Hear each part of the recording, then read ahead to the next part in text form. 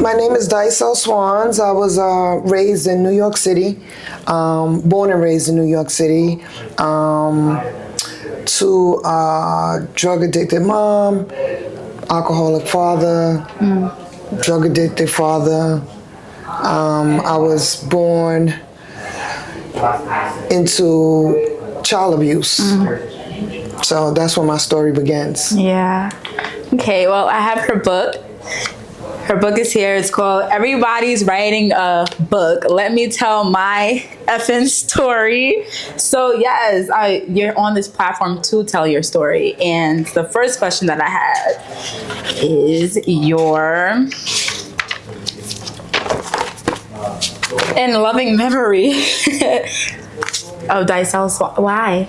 Why did you start with that? So because I put in love and memory because I never got my flowers. So I wanted to give myself my flowers, and I've done so much for my family, like blood, sweat, and tears. And it's not like I'm trying to get brownie points or anything like that, but I've done a lot for a lot of people. And in the midst of it all, I got, kicked down, and I wanted to give myself my own flowers and say in love and memory of, I wanted to be able to put that out there. God forbid if anything happened to me, I want to be, because who else?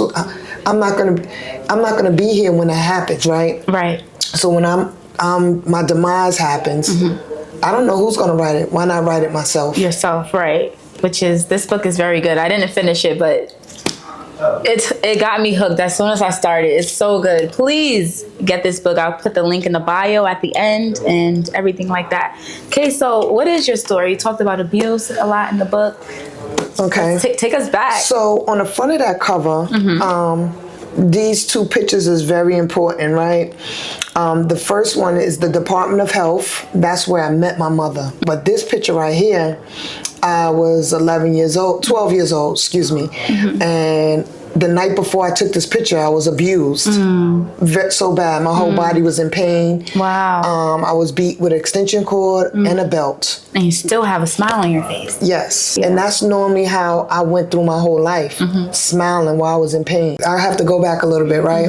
So my mom got involved with a man named Raynard Hicks. He's dead and gone now. He's deceased, which is my father, right? My alleged father, right? So she got involved. He comes home from the military. He was in the army. He comes home from the army, and his friend asks him, a female, come over here, because he's on leave now, right? So his friend asks him, come over here and help me, because my girlfriend is getting beat up by her boyfriend. Right. I believe it was my eldest sibling's father. Right. Not too sure, can't confirm that, but it was a man beating my mom up, right? So my father goes and helps his friend get my mom out this house and beats the man up, gets my brother and my mother out the house and takes my brother, my mom, to my abuser's house. Right. Now this abuser abused him too. Right, I saw that in the book. I was like, wait, plot twist. What happened? Right. And her name is Marion, right? Her name is Marion. Yeah. Abused him as well. So he never got right in life. I got that's part 2 of another book, right? Yeah. So he gets my mom out, and then they have a relationship. So they go into having a relationship, and then my second brother is born. Yes. Right? That's the one that I thought that me and my brother had the same father. Right. Raynard, I thought Raynard was my father. So they have a relationship briefly because now he's AWOL from the military. Right?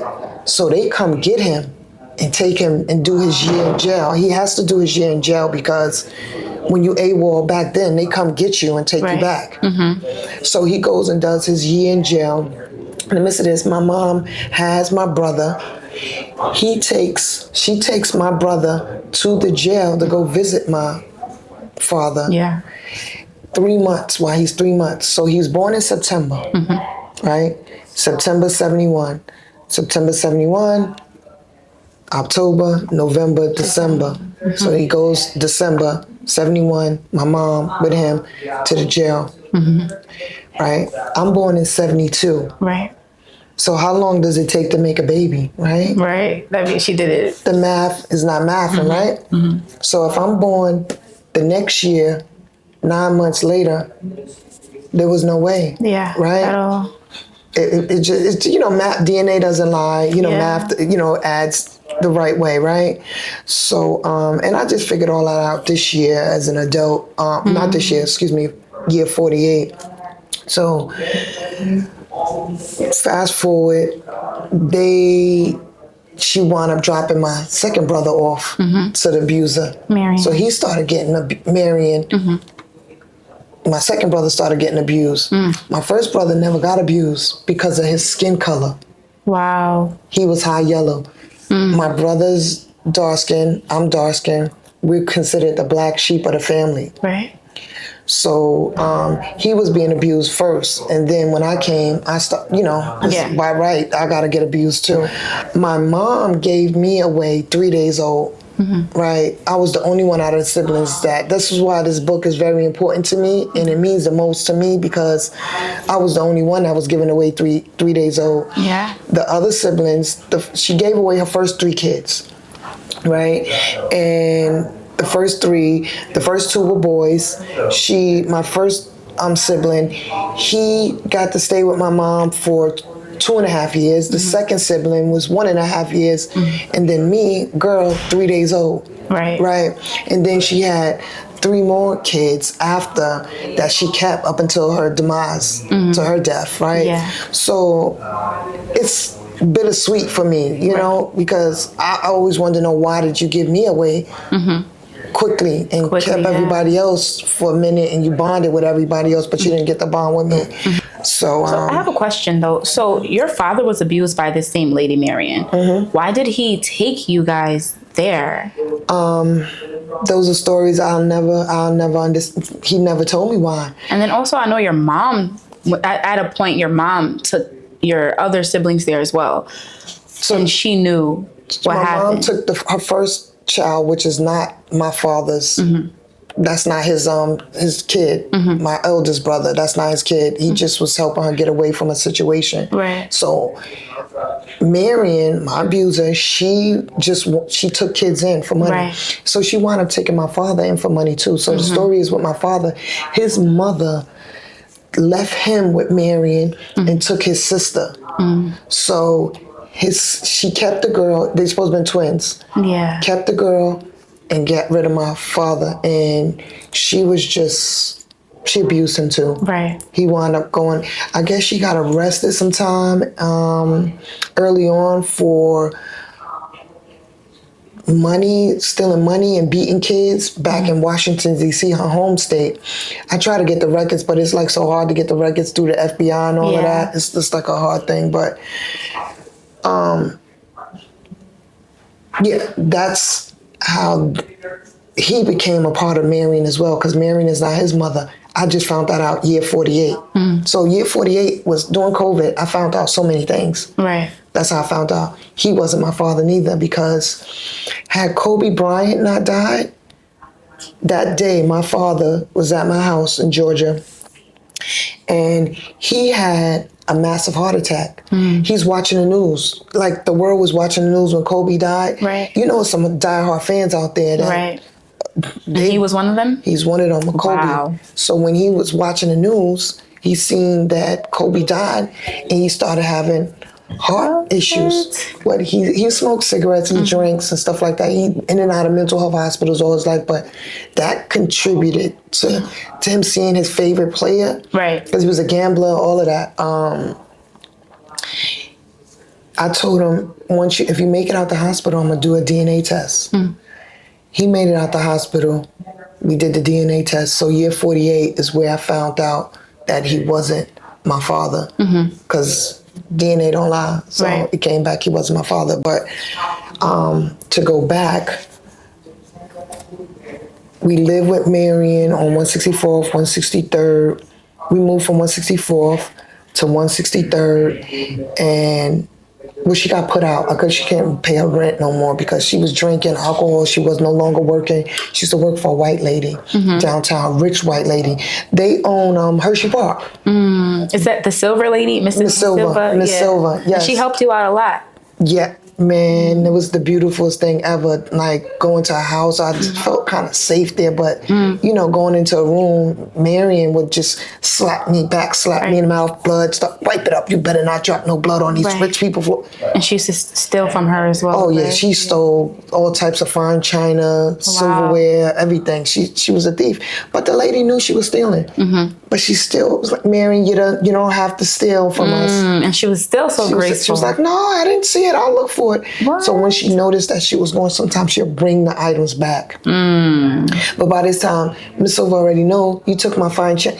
You know, white people live white. They know particular about where their stuff is at, so you can't get over on them. That's true. So when she lost her job with Miss Silver, so it was more drinking. Now it's more drinking, more alcohol. I'm gonna be more alcoholic. I'm gonna sit down and pee on myself. But the thing is, she kept a clean house, but she'd pee on her furniture. She had plastic on the furniture. Back then, we had plastic. Yeah. So it was, you don't come from that era. You don't. No, but I know a little bit about that era. Okay, so yeah, so my grandmother. She was an alcoholic. She drank a lot. She beat her husbands too. Wow. Oh yeah. I clearly remember one time we went to her first husband. Her first husband went to a nursing home. He was put in a nursing home. We go up to the nursing home to visit him. She has a cast iron frying pan in her purse. Like, who carries a cast iron? You know, cast iron is heavy, that heavy black. Pulls it out of her purse because she thinks he's cheating on her with another elderly person in there that had a stroke. They was not doing anything. I'm a little girl and I'm seeing all. Right. All I know is she pulled it out and started busting him. He started bleeding. Yeah. They got out. We left. All I know is after that, I think he died, not from that blow, but he wound up dying after. Because he was, when you go in a nursing home, those be your last days. Exactly. Last days. So I have a question. Miss Silver, did you ever tell her that you were getting abused? Miss Silver had an inclination that we were getting abused, but I think they were slave owners too. They come from a history of slave owners. Like, this is early. I'm a 72 baby. So Miss Silver was like, she was kind of old and, she married old Mr. Friedman and 72nd. I'll never forget that. That house was beautiful. They lived in this was their whole house. Just like something like this. Right. Every room was decked out and stuff like that. But I don't think that she cared, maybe. I think she cared for the moment, but she would tell them, Mary, don't be hitting them kids and stuff like that. But it wasn't that serious. And Marion is old, too, at this point. Yes. Because she took care of your dad. That part. So, wow. She had a lot of strength to go and... What was wrong with her? Do you know if she had any mental illness? I think, her own sister, I talked with her sister Cupid in 48. Year 48, it's like the reveal year for me. I wound up talking to her sister and she was like, yeah, this is when my father was sitting at the table. She was like, yeah, I remember the day that your mother gave you over to Marion. And I'm like, wow. So she remembered that. And she's like, she's very sharp. And she says, I remember that day. You had all white on. Your mother passed you over to Marion. Marion took you. She was like, they used to call my sister Lucy Goosey. That was her name. Yeah. So she was certified from then. And then I heard that she was never abused, though. I'm just trying to figure out, where did she get that from? Right, and she was the eldest out of all her siblings. All her siblings, so yes. What was the issue? I don't know. Wow.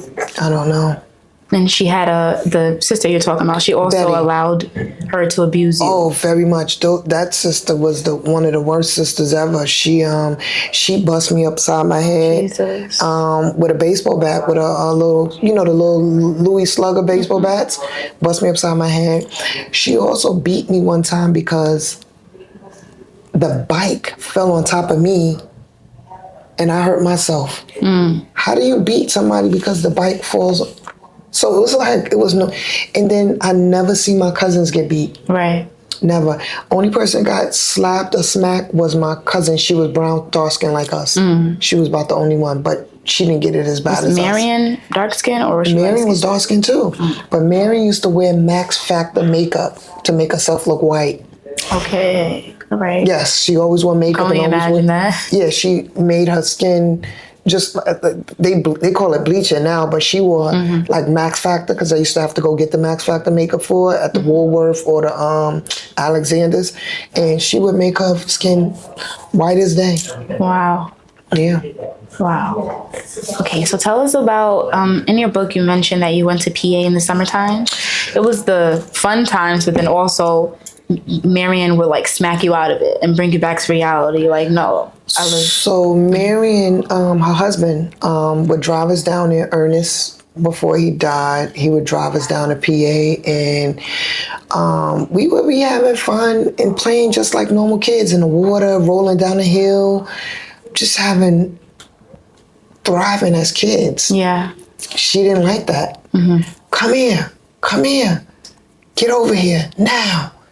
And we knew it was time to get beaten. We'd come, get in the water. We had the little small pool. We would have to get in the water. Before we get in the water, she would make us go get the switches off the tree, braid it up, give it to her. Had she not, or go get the belt, go get the one with the buckle. Because we would take the buckle off sometimes. Go get the one with the buckle. Go get the extension cord. Go find me an extension cord. And we would have to go get it and come back. If we was taking too long, and then it'd be like, what took you so long to go get it? And it was just not fun. Yeah. Like, life wasn't fun. So it was like, at times I would just sit and wouldn't even move or talk, because if I moved and talked, I knew that was a way of, I was going to get beat. Yeah. And I didn't want to get beat. Right. To avoid that, I'm going to sit still and be quiet. Right. And stay out the way. But then, even trying to stay out the way, I still got beat. Like, it was no winning with her. So how long did this go on for? Because you're 12 here. To 12, so that's preteen, from about 4 going on 5. That's when I remember I first got my hands put on fire. 4 going all the way up into 12. 12 that's when I started breaking away from everything. I started breaking away and started finding my way in the streets, and because she moved us from an area that was calm, and to me it was calm. We didn't have drugs. You know, like the building New Jack City. You ever saw the movie New Jack City? Yeah. How they was in and out and all that? She moved us in a building just like that. Wow. Just like that. And where we came from, 164th, it wasn't like that. Or 163rd, it wasn't like that. But, 163rd, she got put out too because she couldn't pay the rent. And we wound up having to sleep in the basement until our apartment was ready in the Bronx, right? But I didn't know where we was living at until then. But, I figured it all out after. You don't ask no questions as a child. You just do. You do what they tell you to do. So we had to sleep in a wet basement. The man was like, the only thing you can do is put us in the basement. It was rats, mice, water running, cockroaches. It was the worst. Yeah. And I remember finally saying something. Why we can't go to Aunt Betty's house, even though I didn't want to go there neither, but it was clean there. Right. Oh, she don't want y'all there. And then I got quiet. And she was like, don't ask too many questions. Yeah.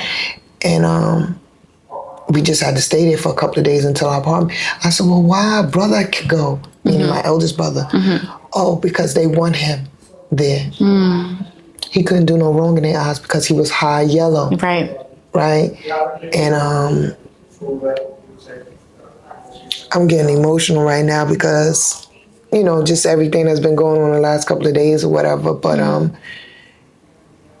just knowing that we wasn't accepted, it was like, why take us? Because for money. For a paycheck, right. It for money, like you took us to beat us and, hurt us.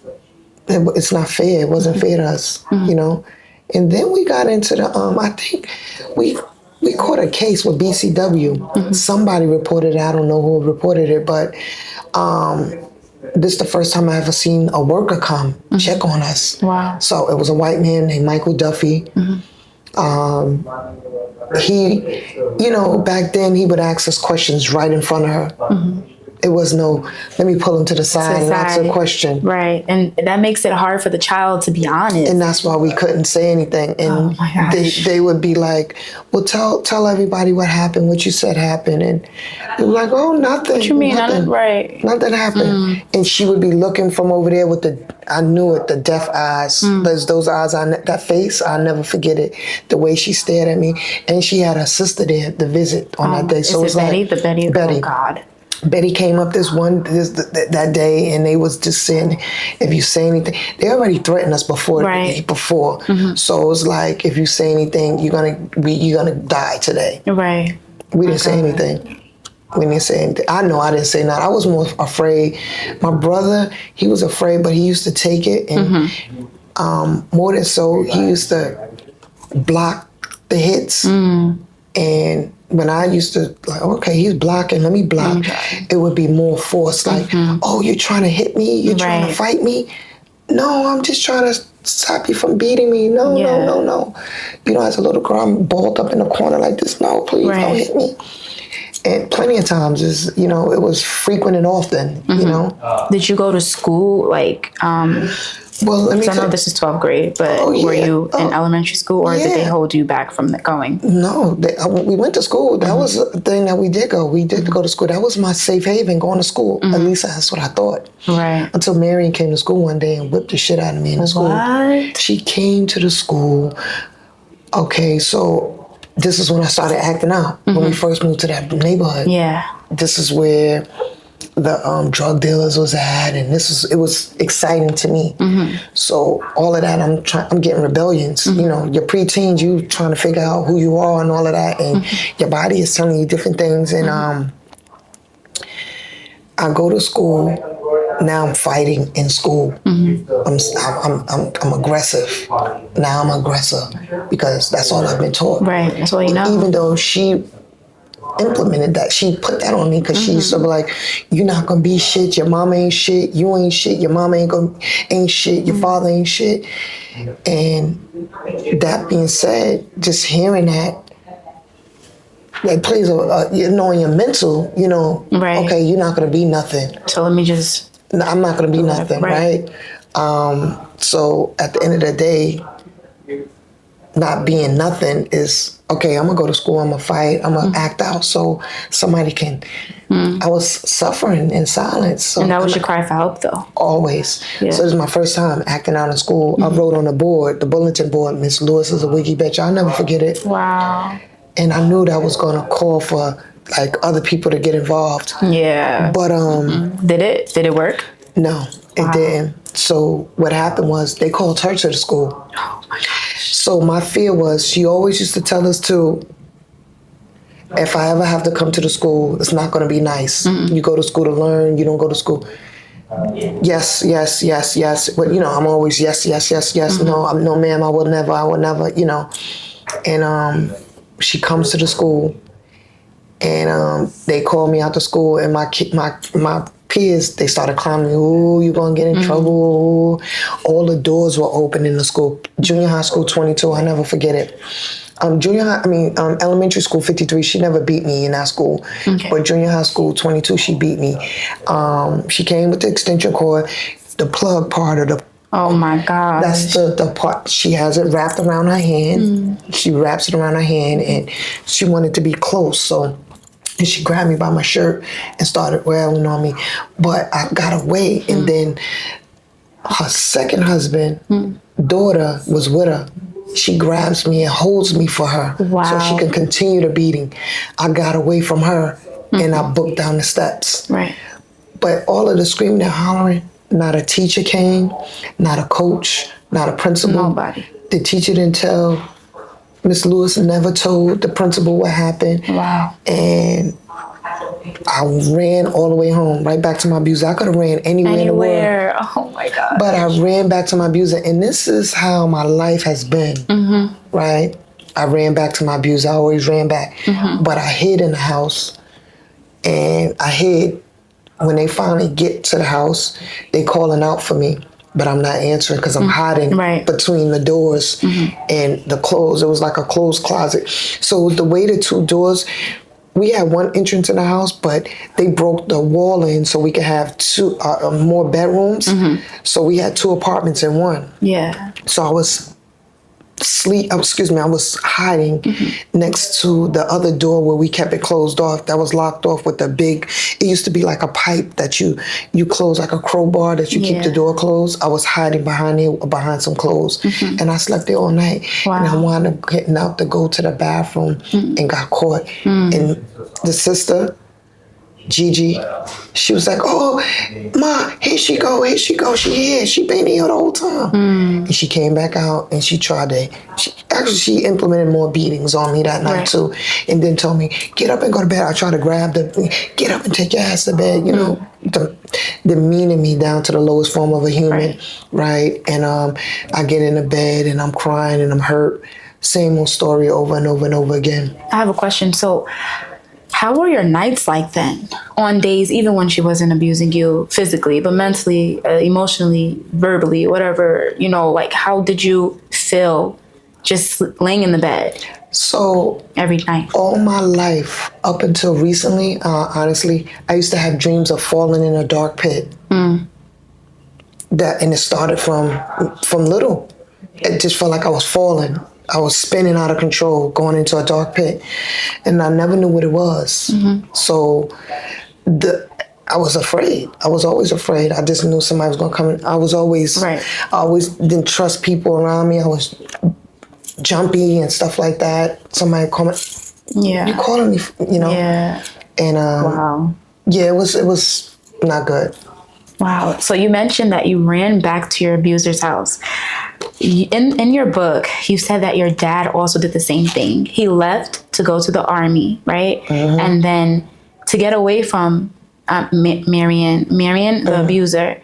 But then his teenage years, he found her and he went back to her. That's right. So do you feel like this is like a generational curse in a sense? It is, because, and we're not even related. So it's like, we kept going. He came back. So he looked for her when he heard that she was out of jail, and that he left his foster parents' house, and he said he walked and walked and walked until he found out where she was at, and he found where she was at, and he came to her. Yeah. And then she still was abusing him too. Right. So yeah, it's something that I don't know. We kept going back. And then Marion herself, it seems like everybody she encounters, she abuses. That part, verbally or physically. All her husbands, I've seen her beat her husbands, beat cast iron, frying pan, hot water, scalding hot water. She would put water on the stove. I've seen her grease, hot grease. And her husbands were like real timid and shy. They never was aggressive with her. I've never seen her being aggressive with her. She was always the aggressor. She beat another Ann. I named her Ann in the book. Ann was her first husband's cousin. Her mother left her with Marion as well. And she became a drug addict. Bad. And she allowed somebody to abuse her as well. So everybody. Also her first husband's daughter, his only daughter, she's somebody that I keep in contact with now. She wound up going to jail for manslaughter and coming home. But everybody that engaged in marrying, just, it was not a good thing. It's something always happened. Right. And you also mentioned in your book that before she moved to New York, she was in jail. She went to prison for doing the same thing, abusing kids, children. Exactly. And so I guess the government just, they didn't know. Back then, I guess they didn't know, or they didn't find out, because like right now I'm a mandated reporter. So if I see anybody slap, I don't care where I'm at in the 50 states, it's going to be a problem, right? Because I don't play those games. I'm an advocate for children. As you shouldn't. And that being said, back then was different than now. So this was happening. She was in jail like in the 70s or 69, 70s or something like that. Because Raynard was born in 45. He was born in 45. I was born in 72, so it had to been like early 70s, maybe 65, 70s, around that time when she was arrested. Wow. And they didn't do background checks like that. Right. So. And still around the time where she was abusing you, they didn't do background checks. No. That's crazy, It's right? crazy. No. I feel like the government failed you guys on so many levels. On every level. On every level. That's where I met my mom at the Department of Health, 169, Fulton Avenue in the Bronx. So this is when we finally got our apartment in the Bronx. We transitioned from 163rd, from out the basement, me and my other sibling that had to live there. And then we transitioned to the Bronx. We have to get our physicals to go back to school. You know, that's what everybody have to do. You got to get your ear, eyes, and nose and throat and all that done before you go into a new school. So we moving from Manhattan to the Bronx. Yeah. So we played the whole summer. We learned our whole environment. I'm out in the streets learning what's going on. I'm watching the drug dealers move in and out the building. I'm watching. I'm young, so I'm watching. I'm impressionable. I'm being groomed by grown men. You know, Marion allows us to go outside. Now, that's one thing she did allow us to do. Go outside, be back in this house by a certain time. We 1 minute, oh my God, it's over. Beatings. So the summer's over. We're nearing to go back to school. We got an appointment at the Department of Health. I want to say this. Marion knew where my mother was at all those years. Right. Right? Because when Marion transitioned from Washington, D.C. to New York, she lived on Boston Road. Wow. Which is one block away from this Department of Health. Yeah. That's where she met my mother at. Wow. That's where her husband lived at. Her first husband lived there with his mom, and she moved in an apartment with him and his mother. And my mother lived right across the street the whole time, so she knew where my mother was at. You're right. She takes us to the Department of Health. We get to the Department of Health. It's just me and my other brother, the brother that's right behind me, the sibling, right? So we get to the Department of Health. I'm playing with my siblings. Right, you didn't even know. It's mad kids in the Department of Health. You hear me? Mad kids. And you hear kids running around, parents talking, television's on, toys, screaming, hollering. And the nurse comes out and calls Swans. Now, all my life, I've heard Williams, Browns, Franklins, any other last name, but I never heard my last name with nobody unique. ever. It's unique. Right? So when the nurse calls my last name, I'm thinking it's us. So I'm attentive. Right. And so they get up too. So I'm like looking, so now I'm like, okay, now I gotta be quiet because I gotta, So the nurse says, well, let me see which family I'm calling. Right. She's calling them. They get up and go, Marion says to me, I told you one day you was gonna meet your dope fiend mother. Just like that. Wow. I told you was gonna meet a dope fiend mother. She's so ruthless. Yes, right there. And was squeezing my hand the whole time. And I'm like, okay. So Marion is looking at her. She used to call her Juanita. Her name is Johnetta. That's what she called her. Yeah. Juanita. Everybody, they called her Nita, but her name was Johnetta. Right. Right. And 9/11, that's how I meet my mother. And it was by coincidence. Right. Had we not went to the doctor that day, on that time, that day, I would have never, that would have been a hit or miss. Right. But after that, we everybody got seen. We leave together. So now I'm going through anxiety. I'm not knowing what it is. My hands are sweating. They sweated. I'm sweating. My heart is beating fast. And you're 11. Oh, I'm 11. I already had told my friends over the summer, oh, one day I'm going to let y'all meet my mother. My mother's rich. She got everything. Lies. That's right. Again, Marion taught me how to be a deceiver. Right. Because I didn't know nothing about thief and lying. Right. None of that. She raised me from newborn, 3 days old, up until that time. Right. I never knew Johnetta. I never met Johnetta. So everything I learned from her. Yeah. She was vile. She was surly. All of the things bad, she was, right? So we leave. We go to my mother's house. But the walk there, just to know my mother, was no hug. Was no, oh, I miss you. We look for you. None of that. Right. Right? And I, as I sit here with you, I'm taking that walk from the Department of Health up the block. My mother lived 20 minutes from where we lived at. Wow. In the Bronx. That we had just moved to prior to the summer. And it just never was no love. I didn't get that. Like, oh, I loved you. I was looking for you. Nothing. So we walk up to the block. My mom lived on Katona Park. We lived on Claremont Park in the Bronx. 20 minutes. The whole summer was crazy. The whole summer I was in that park. In the pool, their pool, walking back and forth with my friends, my new friends that I met in the Bronx. And never knew. Saw that building several times, saw that school, because we ate free lunch in the school. We would go around to all the schools and get free lunch, take the milks and all that, the food, the pizzas and all that, take it back home and eat it or give it away. And just never knew. And the whole time I'm walking with Marion, she was squeezing my hand so hard to stop the circulation in my head going up the block.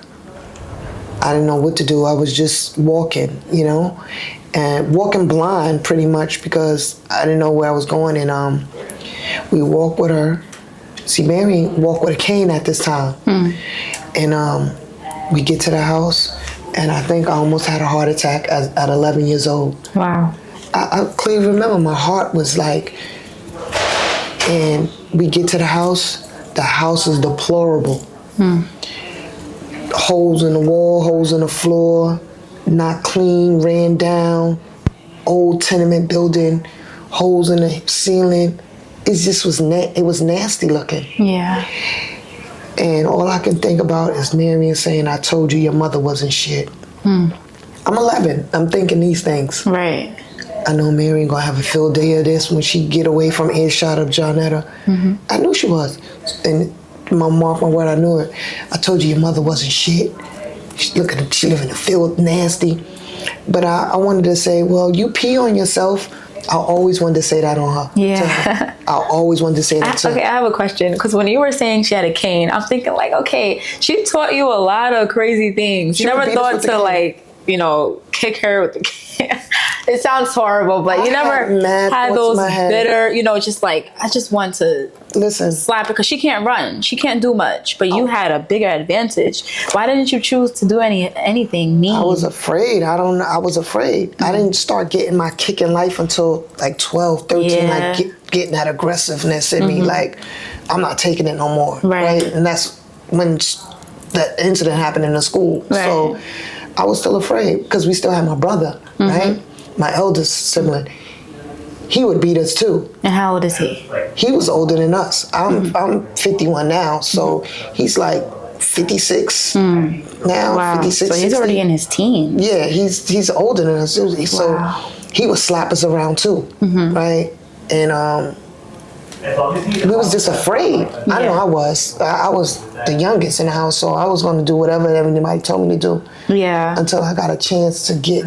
I didn't have no way out. Yeah. I didn't have no friends to go to their house because I didn't know where to go. So I had to go back to my abuse. I had to be where I was at. Did you tell any of your friends? I suffered in silence. Nobody knew we was getting beat. Right. I was afraid because that meant that I was going to be bullied. Right. But the signs were there, though. Oh, yeah. The signs was there, but none of my friends were going to be like, oh, you got a black eye today. Right. They would say things like, well, we saw you yesterday. You didn't have that mark on your arm. I'm like, oh, I fell. Right. You know, I would lie.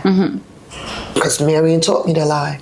Yeah. Did she give you guys, you know, good clothing or... we would get like Woolworth, you know, she would go get us some like, you know, Woolworth, thrift shop stuff. We had 2 small shoes. We would have to wear them until the holes are in the bottom of them. Yeah. We did get nice stuff around Christmas time when from her Miss Silver. They used to always buy us the Levi's and the flannel shirts. Always look forward to that. Yeah. And again, she used to give us like little money in like little envelopes, but you know, Mary would keep that. But we outgrown our shoes a couple of times, and she didn't care. Aside from Miss Silver, there was another person you mentioned, Love. That's your dad's it's not his real sister. It's her first husband that she hit with the cast iron frying pan. That's his daughter. Yeah. His only daughter. Yeah, okay. Love is somebody that I stay in contact with to this day. Yeah. She pulled us out one time and went against Marion and called the police on her and told her. And then when she said, "Why y'all didn't say nothing?" When the police came, I said, "We were afraid. We kids, like, we don't know what to say. I'm 6, 7." She did snatch us one time and took her to her house for a night, and they threatened her, "If you don't bring them back, we're going." And so they was going back and forth. But she wasn't afraid of Marion. She wasn't. But we allowed her to take us that night. But the whole night I cried because I was afraid because Marion was gonna beat me, which she did. When I got back, she beat us. Right. I'm 6'7", I'm getting beat, scald with hot water, octagon soap across the teeth as a little kid. Right. You making me rub this on my teeth and making me swallow it, poison, or taking Vicks and putting sugar on it and shoving it down my mouth. Wow. I'm 6'7", I'm little, like I can't defend myself.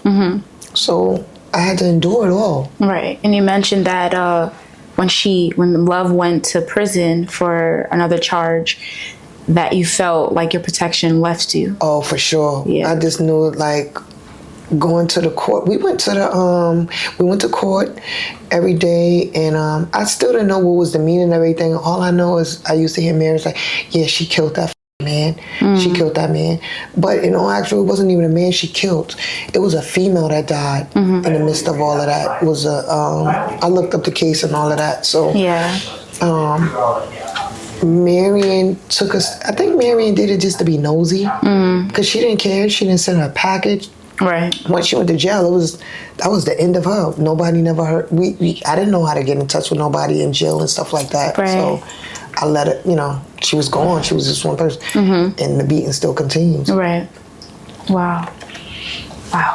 Okay, so you met your mom. How was your relationship with her when you met her?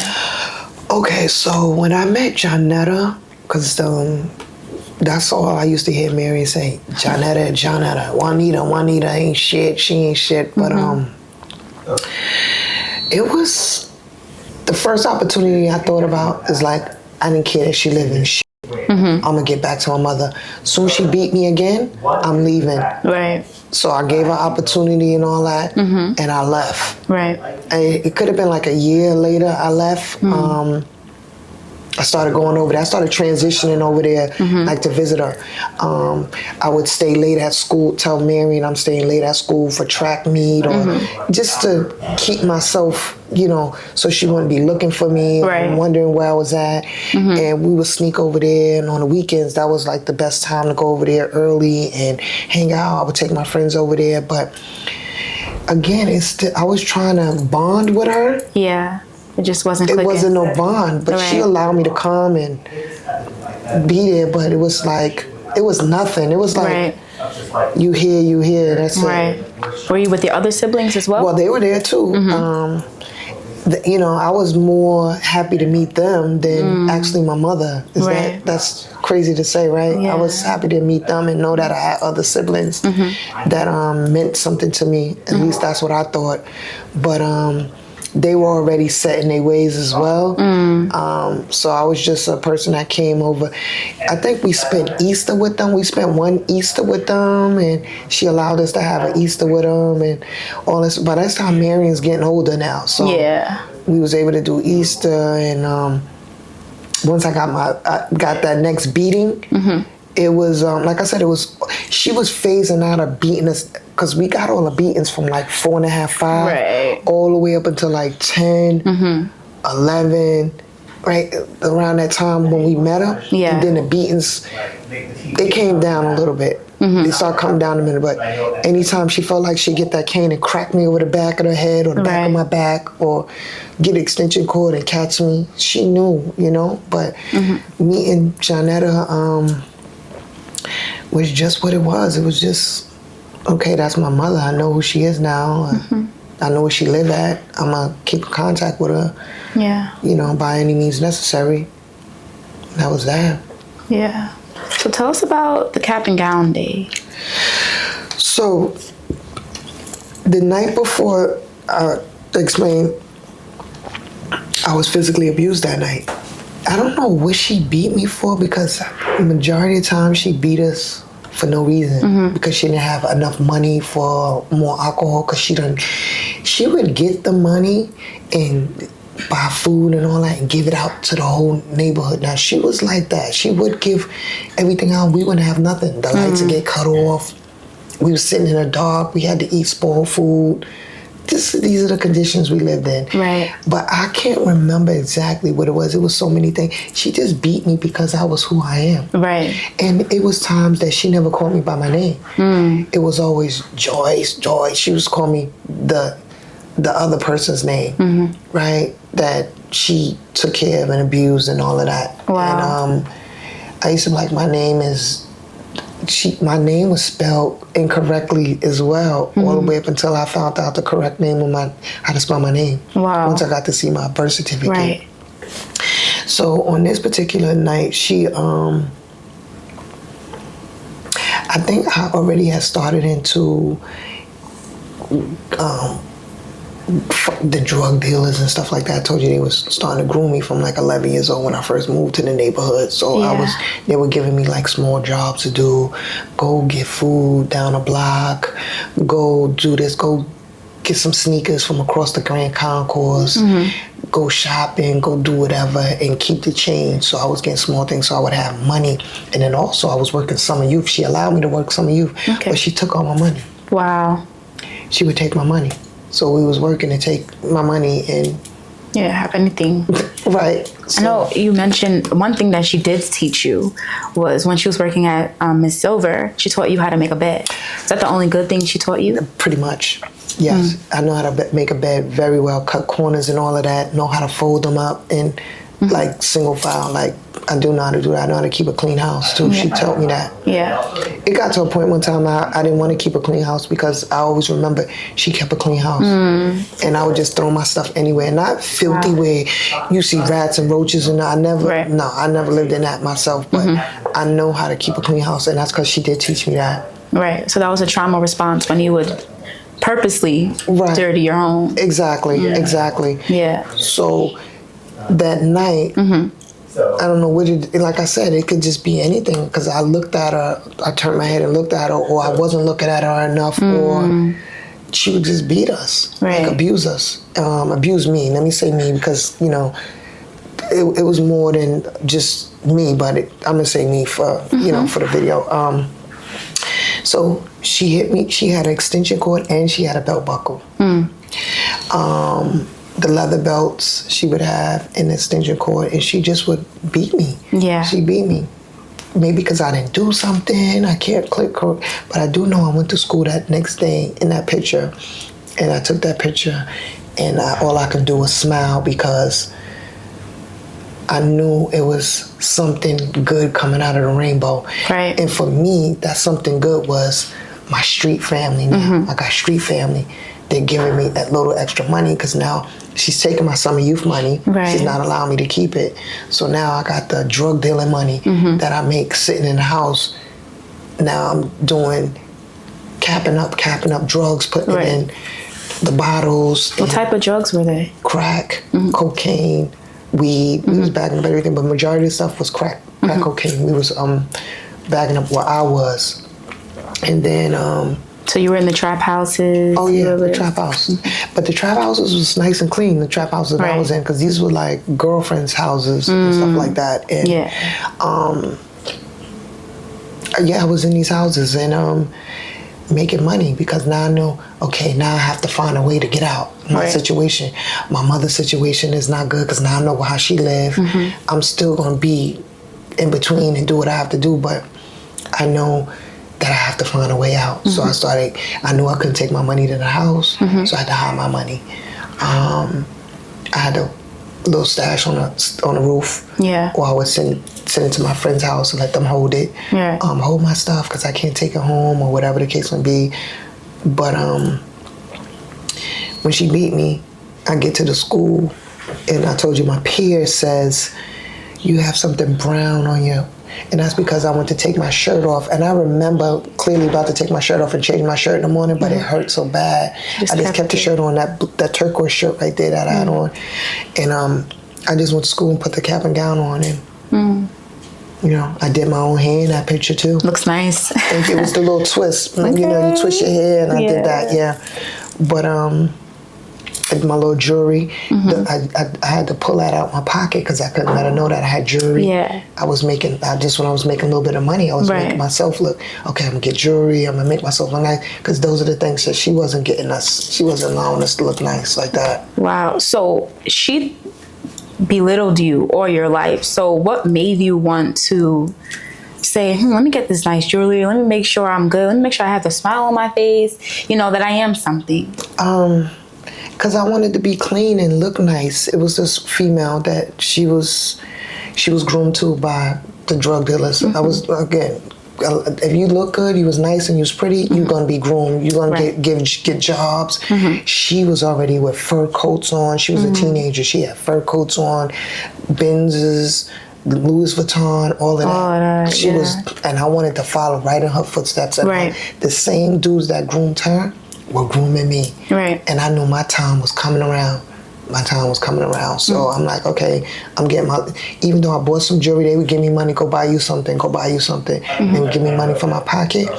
I knew I was next up because they were like, oh, you beautiful. You know, but nobody never SA'd me. That was the good thing about back then, because I heard that's when a lot of the SA was going on. But what is SA? Sexual abuse. Yes. Okay. Sexual. Yeah. So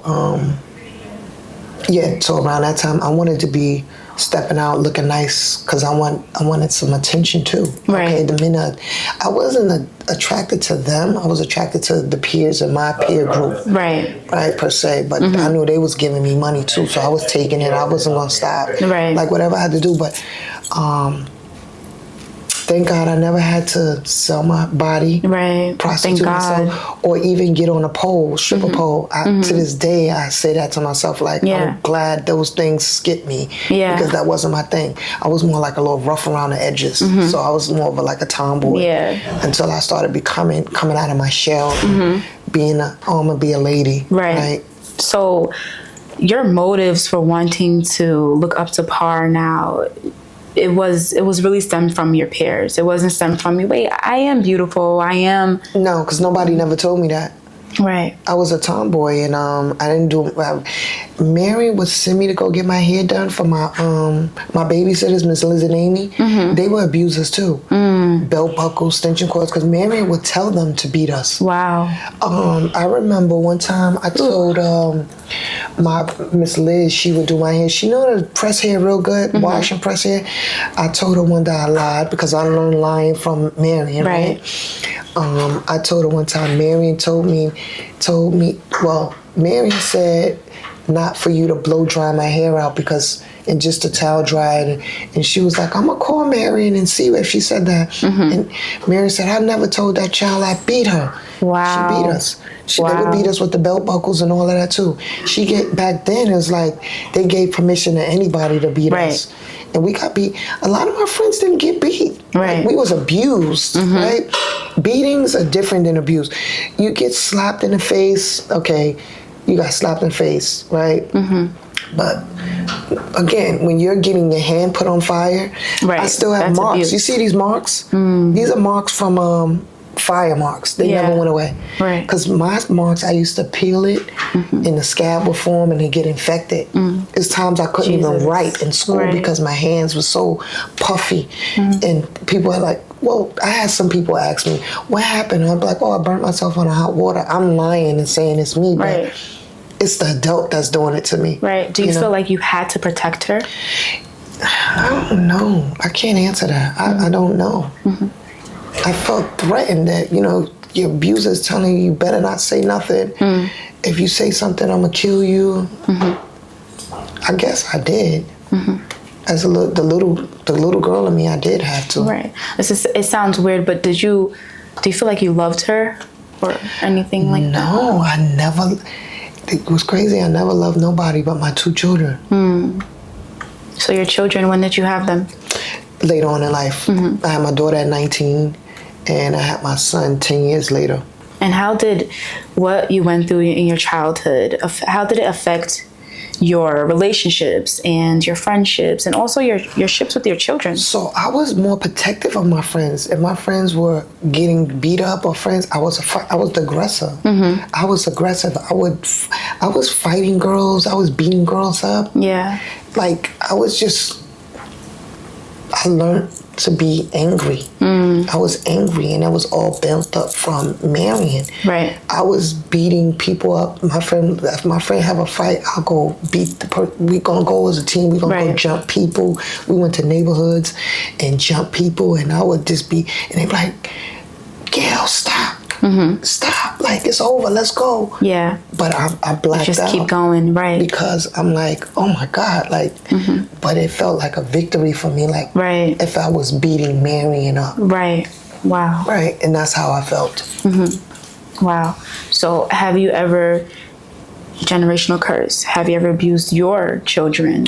No, but I have. So, being transparent, I remember slapping my daughter one time because she lit a candle when I went to the store. And you don't get to light no candle in the house. Yeah, that's dangerous.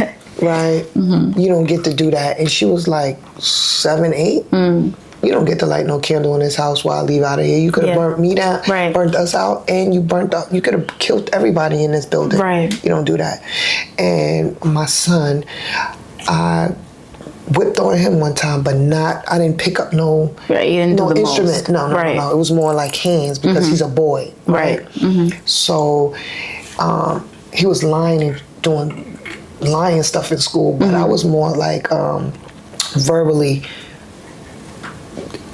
disciplining him. Like, you're not gonna fall in line like me and your parents. You're gonna do the right thing in life. You're not gonna, you know what I'm saying? Because I know I didn't want them to be like I was because what I was. And people over the years would say, those are not your kids. Because they never displayed none of the stuff that I've done. They're very calm, docile kids. Like, you know. Do you feel like you did a great job raising them? No, I don't. And I say that because I don't have a relationship with my daughter right now. I don't have a relationship with her and my son. He's in the Navy. But I'll say this, they never had to want for nothing. Yeah. I didn't psychologically, I didn't mentally abuse them. I didn't do none of the physical, none of those things to them. I taught them the right thing in life. Right. What I wanted Marion to teach me, I taught my children that way. Yeah. And I was more of an enforcer. We're not doing no television. You're going to be in your books. You're not going out in the street. Because I knew what I was doing. So the total opposite my kids are. Did you ever get arrested for fighting or selling drugs? So I got arrested for being a thief. Marion taught me that. She taught me to be a thief. But she always used to say, you ain't gonna be shit like your mom and your daddy. Your father was a thief. He was an alcoholic. But I only saw her steal. She was the thief. She was the one. I didn't know my family. I didn't know my biological family. And then find out Reynard's not my father anyway. So I didn't know that. I didn't know nothing about my real father. What are you unlearning from all of this? Because you've been through a lot. So that's a good question. What am I unlearning? I'm unlearning all negative things, right? Everything on negative, anything that doesn't mean well with me, anything that's vile, anything that's surly, toxic, those are the things that I unlearned. Yes. Good for you. At what age did you start to realize, wait, hold on, I am traumatized and I need help? So I had a car accident in 2019 and the car, I almost died. First time, well, I almost died plenty of times when Marion was beating me because throughout my life I called upon God. Right. God, come help me. Every beating, every abuse that I was implemented on me, I called upon Jesus. Help me, please, Jesus, because, you know, she would take us to these churches and Buddhism, what's the other Hinduism, Seventh-day Adventists, Catholic churches, all of these churches, and she would pray. She was confused, right? But she wasn't heavy into it. But she would take us, and I called upon God, right, and He never came to help, and that's why I never believed in God. Right. I really never believed in God. And to answer your question, that being said, now that car accident, my car was mangled. Like, I made it out, I got out, I kissed the ground, and then I just started more like my supreme. Whoever my source of love and light is gonna get me through. And then I just started changing my ways of, and that was just in 2019. And then very recent. I kept feeling like my palpitations, like when I was feeling when she was beating me back then. It's like everything started coming back. Like, I'm like, wait, what's going on? Why am I feeling this way right after the car accident? And I said, I gotta talk to somebody because it's just too much was going on in my head. Right. And I seeked out a therapist, and she was like, you're having PTSD. You're experiencing PTSD. Tell me more about it. I've heard about it, but I've never experienced it. Right. But imagine just knowing that you've been experiencing it all your life, and now you're just knowing you are PTSD, right? So it took me for that car accident for me to know what was really going on with me from all the trauma that happened. And it was like, I just started breaking down. I was crying more. I'm like, I didn't cry all my life up until, when she was beating me, that's when I was, crying and stuff like that. But as an adult, I didn't really cry. And I'm like, what's going on? I was very emotional. I'd be talking to somebody. I'm like, something ain't right. And then that's when I went to talk to a therapist, and she told me, you're experiencing anxiety and post-traumatic stress disorder. Wow. And I'm like, wow. So that's when I knew something wasn't right, And, I was thinking about all the stuff that was happening. I wrote in a book how I went back to my abuser, because when my sibling told me that, she's in the hospital, I was telling, he was telling me, well, you might want to go visit her one last time before she expired. And I fought with that. Like, should I go? And I went like 2 or 3 times, but I know those 2 or 3 times that I went, it was no more than 3 times. But I know those 2 or 3 times I was like inciting all my hurt and anger out on her. Yeah. Right? I didn't hit her, which I wanted to. Oh my God, I wanted to hit her, but I was threatening her. She couldn't talk. She had a stroke, so she couldn't talk. So I'm like, you know what? Tomorrow is the day I'm going to put the pillow over your face. I would tell her that. Tomorrow you will die. Yeah. I'm going to treat you like you treated me. Wow. They would bring her food in. I'd throw it in the trash. They thought that I was going to feed her. I wasn't. Right. I wanted to treat her like she treated me. Right. It was only right. Like, that's how I felt. And it took me so much in me to not put that pillow over her head while she was in that nursing home. And I fought back like, why am I able to contain myself from putting this pillow over her face?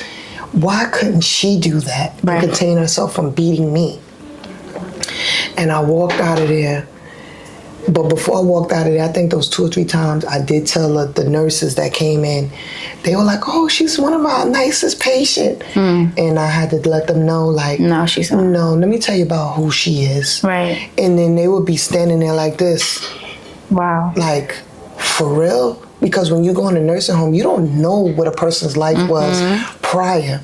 And I was able to tell them, let me tell you what she did to me. And now I'm an adult. I just had my daughter. I was like 19. Right. So I'm able to, now I'm still hurt. I'm still angry though. Right. I go see her. I didn't have to get on that bus. Yeah, why did you go see her? You should have. What was your? I don't know. It's something about going back to your abuser. Yeah. Right? I don't know. I don't know why, but I said I wanted to let her know how she did me before I left the earth. Wow. Before she left the earth, I wanted her to know. What are some things that you said to her when she was on the bed? No, she was either in a chair or whatever. I told her, like I said, I told her, oh, tomorrow I'm going to put the pillow over your face. When I come back, it's going to be your last day on earth. You're going to die. Does she cry or anything? No, she would just look. I think she understood, but she couldn't talk. Did you cry? No, I would just the chair close, and I'll look her in her face real like this, and like, you did me wrong, you stupid. Wow. And I would curse her out. Wow. And it was just me. And it made you feel good. It made me feel good for the moment. For the moment. Yeah. I still was angry. And then when she died, it was like, I wasn't able to put my hands on her. That's when, again, I was fighting people. If my friend got beat up in the street and they called me, I would just go act out and go, where they at? I'll go to a neighborhood by myself and go beat 5 or 6 people up. It's written. People, it's stories about me going in neighborhoods, and I met somebody for the first time, and I'm still angry. She sees me walking down a block, and she says, "Come with me." I didn't even question what she asked me. That was my friend. Wow. Right? I could have been going to walk to my death. Yeah. I go with her. We go beat up a guy. We beats him up in front of all his friends. They could have jumped us. Yeah. Right? They could have pulled out a gun. But this is all anger. Yeah. I'm still angry. And did you care about your life? Like, I got nothing to lose. No, I took risks all my life. I never, because nobody cared about me. I learned to have patience. I've learned to let things be. Tell my truths. Whoever it might hurt. Just be open and honest, be transparent. Yeah. And just start loving me. Yes. And loving me consists of treating myself, putting me first, right? Above everybody, family, friends, and that's what I've been doing. Yeah. Good for you. Yes. Good for you. Seriously, because what? From where you started to where you are now, that's a big accomplishment. Of course. A lot of people can't say that. A lot of people can't say they've been through something and they've come out of it. You know? So thank you. You're welcome. And you know, and in the midst of me being mean, you know, I worked in juvenile facilities, group homes. I want to care and help people. Now, So that was me changing. Like, I want to help people. I don't want to be mean and angry no more. I want to do the right thing in life. So all of that is transitioning, you know. I run a nonprofit in Georgia called Major Greatness. It's going to be an adult day program for clients that have autism and developmentally disabled. I run that program right now. I'm also a private investigator. I think I told you that. And I help people. Yeah. That's what I do. I help people. I get a harvest. I feed the shelter. Wow. I get donations of clothes and stuff, and I give it out to families that need it. So I'm helping, and I felt like that was Marion's role. She was supposed to help people, but she never played that role. Right. And she missed her calling, and my calling is that's what I'm here to do. Right. To help people. She's in hell. Yes. She is. She is. Wow, that is crazy. What she said that you were going to be. Right. You're doing the opposite. Right. But I did run that course of not being shit for a little bit. And when I tell you I heard that line, you ain't gonna be shit, your mom ain't shit, your daddy ain't shit. I did run that course for a little bit in my lifetime because I was being reckless, running in and out of doing things that I shouldn't have been doing, right? And it's written, it's stories, it's out there, people know. And I'm glad I am where I'm at right now. Right, that's it. I'm at peace. That's I'm free. That is, right? Like, I'm free from everything, and I'm here. Right, that's it. No, you went through it. You've been through that, and now, look.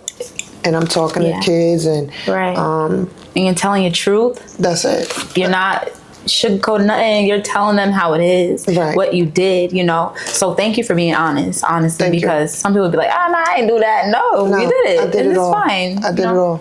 Yeah. You every day you get a choice to change, right?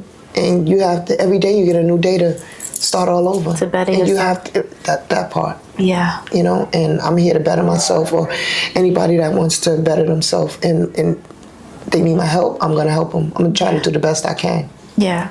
Force to be reckoned with. Right, that part. Thank you. Indeed. Thank you. Thank you. Sorry, what were you gonna say? No. I'm just here. Like, I'm here to do the work, do the right work. You know, I was a foster parent too. Wow, look at that. Ain't that something? When I tell people she was my foster parent, I didn't even know she was my foster parent until, like, when I got older, right? But I became a foster parent, and it was not one time that I felt like I wanted to beat somebody. Wow. The kids were who they are. They were off the chain. They were off the chain, but not one time that I felt like I want to get a extension cord and a belt buckle, or take their hands and put it on fire, or heat up a belt buckle and beat the behind their legs, or put them in a corner. Because I just couldn't. Thank you so much. God bless you. I love you. Thank you. I pray that God continues to elevate you, your mind, your spirit, your soul, your everything. Thank you so much for coming here. Thank you. Thank you. And anybody that want to follow me, y'all can follow me at Swans Dysell. That's on Instagram, or you can see some of my podcasts that I've done early on, Through My Eyes on YouTube, Dysell Swans, Through My Eyes, Dysell Swans.